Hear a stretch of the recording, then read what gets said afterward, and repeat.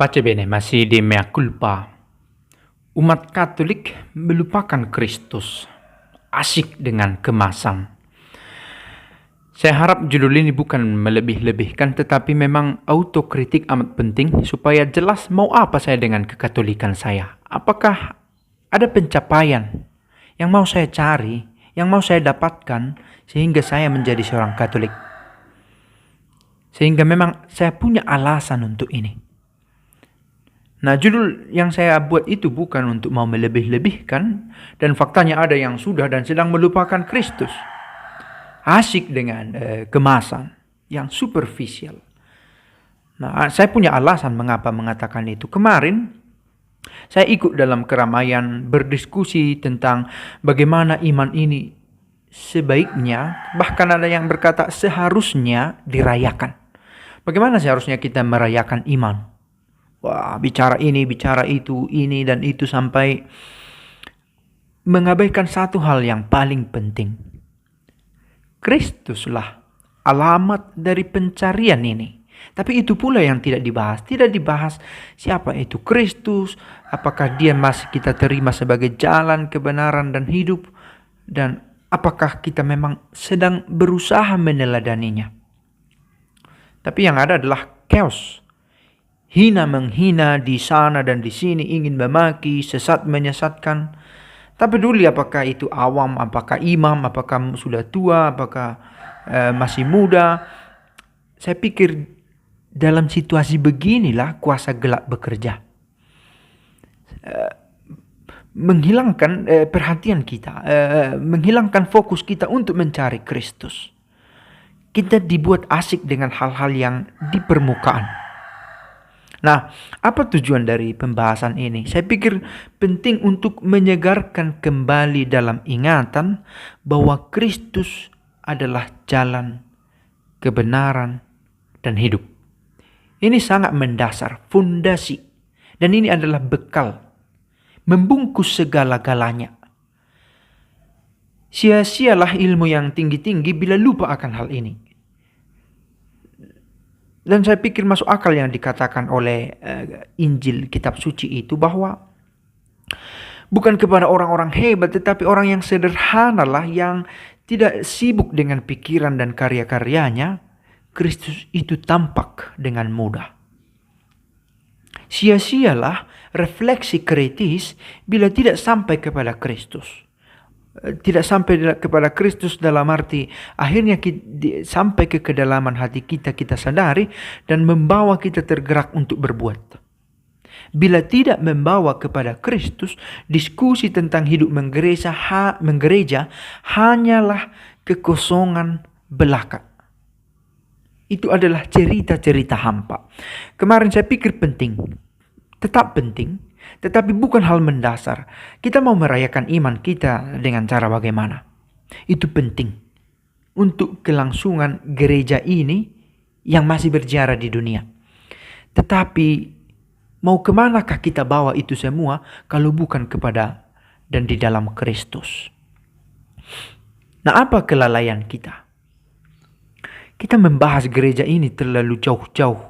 Sejarahnya, teologinya, tokoh-tokohnya, tulisan-tulisan, dan kita difasilitasi untuk itu dengan gampangnya mengakses pengetahuan di media sosial, di internet, dan dengan gampangnya mengeksplor opini-opini kita, menunjukkan itu ke hadapan publik, dan kita tergoda untuk hal-hal semacam itu sampai lupa bahwa itu hanya kemasan atau perumusan ulang dari apa yang sebenarnya mendasar adalah Kristus. Nah, kita risau pada pakaian, bukan pada tubuh. Dan itu pernah saya ini sebenarnya saya tulis dalam satu refleksi tentang Matius 6 ayat 24 sampai 32. Ada potensi bahwa makin pintar makin jauh dari Allah. Sekalipun pada kenyataannya fides quaerens intellectum. Tetapi faktanya ada godaan bahwa orang ketika semakin pintar, semakin yakin dengan kemampuannya mengenal Allah, justru semakin jauh dari Allah. Memang perlu untuk kritis tentang iman, bahkan bukan hanya sekedar perlu tapi penting. Itu tadi fides quaerens intellectum. Namun Bila tidak demi pengembangan dan penghayatan iman itu sendiri, apa gunanya? Kalau hanya tinggal di debat-debat, tetapi attitude yang adalah buah yang baik dari pohon yang baik itu diabaikan. Untuk apa? Itu tiada berarti selain hanya sebagai data-data informatif, kognitif, hanya di level pengetahuan. Tahu kata-kata paus ini di copy paste ini berbahasa Inggris bahwa dalam dokumen ini pernah dikatakan bla bla bla. Itu demi apa? Alamatnya adalah sampai kepada Allah.